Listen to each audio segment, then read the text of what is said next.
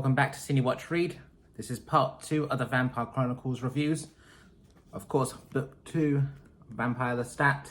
So this is both a sequel and a prequel to Interview with the Vampire. This is about Lestat and his origin story and what happened to him since the events of Interview with the Vampire. So this book starts off in present day, or at least present as in when it was written, which was 1985. Lestat has been in deep sleep since the events of Interview with the Vampire. He had not since fully recovered from what Claudia did to him in his attempts to kill him, and he's just pretty much lost the will to live, so he's been in a deep sleep, but he's now been awakened by the sound of rock music. Lestat has set up his own rock band called Satan's Night Out. From what I gather, Anne Rice was sort of inspired by Black Sabbath as what Lestat's band is like.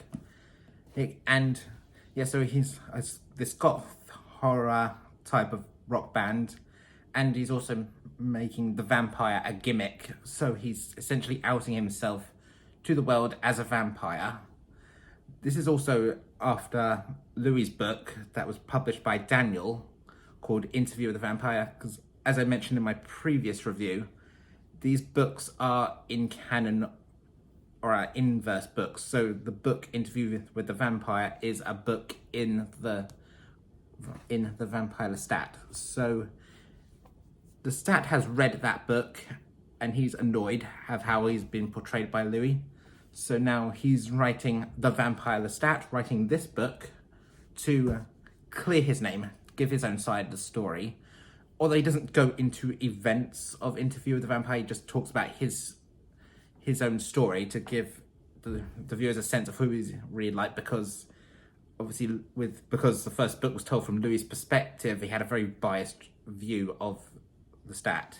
So the bulk of this book is flashback to Lestat's origin, so it is essentially a prequel, because that's what the bulk of this book is, even though the framing device does take place after Interview with the Vampire. Lestat's human backstory is that he lived with his family in the mountains and they were hunting wolves. But Lestat had dreams of being an actor, and he was best friends with this bloke called Nicholas, and he was a keen violinist. And his mother, Gabrielle, is dying of consumption, and she encourages him to run off to Paris, live his life, do what he wants to do, don't live by his father's rules. And so that's what he does. He runs off to Paris with Nicholas, and while there he is attacked almost immediately by this vampire called Magnus. And the transition from human to vampire is so quick, it comes completely out of nowhere. And yeah, so all of a sudden this vampire Magnus changes him into this vampire and leaves him his fortune, because he was a very rich vampire. He had this property with all these valuable antiques. He just leaves this all to Lestat and then commits suicide, and Lestat has to adjust to being a vampire pretty much on his own. Yeah, so it's not like Louis, where even though he turned Louis into a vampire, he was there for Louis the whole time. And even though I still believe it was an abusive relationship, at least he was technically there for both Louis and Claudia, even if he did mistreat them, whereas Lestat, he had to adjust to being a vampire on his own, at least for a time being. He does eventually meet up with other vampires, he meets Armand and his group, the characters we meet from the previous book. And they're these evil vampires, and it's through Lestat that he teaches them to become a theatre group, so they become embrace the arts of being a vampire. And that's what we saw in that Interview with the Vampire. They're this theatre group pretend, as I said, they're vampires, pretend to be humans, pretend to be vampires. That's how we see that start with the help of Lestat, and then of course he's back home and back with Nicholas and Gabrielle. Lestat is missing, and so he's believed to be dead. Gabrielle does travel to Paris, and eventually she does find Lestat, and Lestat decides because Gabrielle is dying, he of course turns his own mother into a vampire, and they have this like interesting relationship because I don't know if I mentioned this in the previous review, but of course the way vampires function, and they're not they're not sexually active. They they are the sexuality is very fluid. He's very attracted to his own mother. That way, it sounds very incestuous because they don't actually fall in love. It's just because it heightens this. It just turning into vampire kind of heightens their sexuality, but there's no sex involved.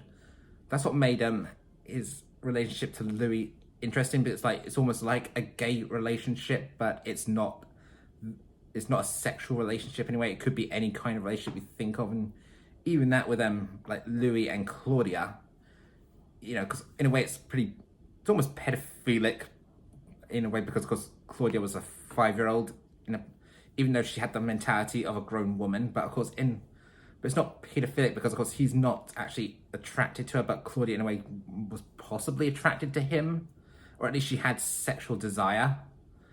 So it brings all this complexity to it, and that's the same with Lestat's relationship to his mother, because it's like he's so attracted to her, but not in a way sexually, but because incest basically doesn't exist to vampires, they could be anything. And what's also interesting about Gabrielle, she's described as such a beautiful woman, but as soon as she becomes a vampire, she decides she doesn't, even though she's undoubtedly a woman, but she wants to shred her femininity. She tries cutting her hair, but it grows back almost immediately. Like we see that happen in the interview of the vampire film with Claudia when she cuts all her hair off, and it grows back almost instantly. And that's kind of what Gabrielle's trying to do. She's a beautiful woman, but she doesn't care about the feminine stuff. She almost dresses like a man, almost. So yes, this in a way, I guess you could say Anne Rice is very much ahead of her time. Like she's looking all types of sexualities with vampires being represented, and even the non-binary, like you could apply that to Gabrielle. Yeah, I'm just gonna give a spoiler warning now because I don't know how much I'm actually spoiling at the moment, because it's not like a traditional 3-act structure type of book. It's a very character-driven journey, self-discovery type of book. So it's like a very flowing type of, like I said, not story so much, just experience. Like this is more of an experience rather than a story. Okay, so yeah, I'm just gonna say overall, yeah, it's an enjoyable book. Like it's definitely more slightly more upbeat than Interview with the Vampire, because Louis is such a depressed character, so that made Interview with the Vampire a very dark story, where the Vampire Lestat is still dark, but it's not as dark. Lestat has a more colourful type of point of view than Louis does, so it might make it more interesting for you.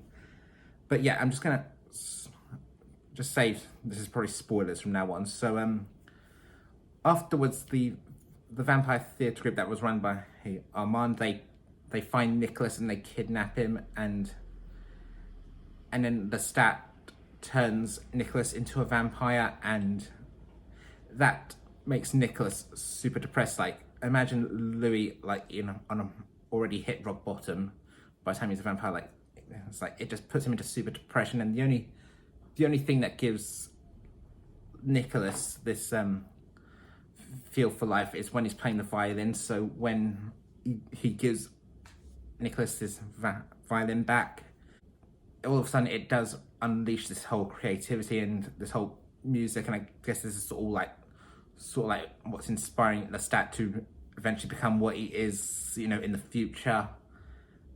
Because I think being a vampire just enhanced like that creativity that was already in Nicholas, but it was not enough for him to live. So after Lestat and Gabrielle leave the vampire theatres and leave Nick there, it's eventually revealed that Nicholas had committed suicide. Yeah, very sad. And Lestat travels with Gabrielle as he wants to know more, because he found out from Armand that Armand's maker, his name is Marius, and he knows a lot about how the mythology of vampires. So Lestat decides to go looking for Marius, which he travels to Egypt with Gabrielle, but then Gabrielle does end up leaving him, and Lestat is there to fend for himself and almost dies in the desert. And he is eventually found by Marius, and the big bulk of the third act is Marius going into his story, his history with the Queen of the Damned. And Lestat goes down into this basement, or this crypt, and he sees these statues of what look like a king and queen, but then he can see that their eyes are moving, and that's when he realizes that that is the queen and the king of the vampires, Akasha and Enkil, and they are alive, but they're like marbleized, if that's even a word. If they're stone, they're like stone now. Like they're still alive, but they're like in a like almost deep catatonia that becomes stone, like marble, and that like fascinates Lestat. And he eventually goes back down, and he has Nicholas's violin, and then he starts to play the violin, which awakens Akasha and Enkil, particularly Akasha, that awakens her, and she goes over to them, like not talking or anything. She's still like this stone. She's still this stone figure, and she's just walking up to him like stone-like, and she feeds him her blood. And Enkil is also awakened, and he tries to kill Lestat, and then Marius is able to interfere and get Lestat out of there, and Akasha and Enkil are then put back to their stone-like state. And so by drinking Akasha's blood, that gives him new vampiric abilities, that enhances his psychic ability, and makes him harder to kill. That's how he survived Claudia's attack in Interview with the Vampire. He does briefly touch upon like the events of Interview with the Vampire. He doesn't contradict anything that Louis says. It's very brief. If he kind of just skips past that, and then of course like the murder attempt is what put him into that state at the beginning of the book. That's until of course he's awakened by the rock music at MTV, and that's when he started the Satan's Night Out goth rock band. And then so we're back in the present day, and he's reunited with Louis when he's back to do his big concert, and then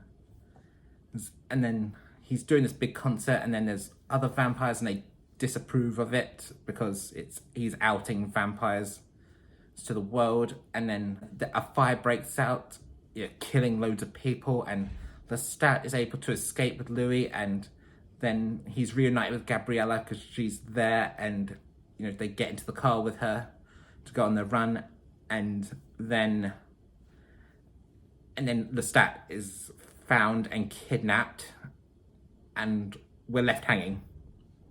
There's no conclusion to that.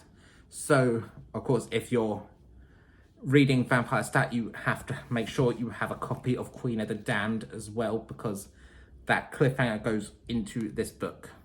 Overall, this is a great continuation from Into the Vampire. I will say it is a very slow paced book. Like I said, when I first started reading this book, it took me a very, very long time, and then I gave up after a while. Like I said, it was only last year that I decided to start reading again. And of course it does, even though it's slow paced, because it's not a very eventful book, it's of course about an experience more than anything, but it rewards your patience. Even though not much seems to be happening, you feel like you're on the journey. You feel like you're on a long journey, but it's led to somewhere good, and it gets you excited for the next book, The Queen of the Damned. So do I rate this higher than Into the Vampire? That's very difficult to say. It's like, in a way, it's almost like comparing apples to oranges. Interview with the Vampire was definitely a lot easier to read, but I feel like I got more out of Vampire Lestat than I did with Interview with the Vampire. And I felt more, because the Interview with the Vampire is a more self-contained story, whereas the Vampire Lestat feels like world building. It feels like the huge starter for something bigger. So that it really is dependent on taste, really, and what you're looking for. They're both excellent books, and and of course there is no adaptation yet, so I had nothing to compare it to this time, unlike Interview with the Vampire, where I had the film to compare it to. This time, of course, I got nothing. I know parts of the book. This book was incorporated into that Queen of the Damned film, which I've not seen, and from what I've heard, I should not see either. Apparently Anne Rice hates that film so much, so unless someone wants to challenge me on this, if I get a decent amount of subscribers and they challenge me to watch that film, I will. But as of right now, I'm not interested in watching that film. Yeah, so overall, great sequel, great prequel as well. I love Lestat's origin story. I love the setup to what's to come after this. So overall, read this book and then make sure you have Queen of the Damned ready, because as soon as you finish Vampire Lestat, you're going to be desperate to start Queen of the Damned. Of course, there's nothing else more to say except let's get ready to review Queen of the Damned, shall we?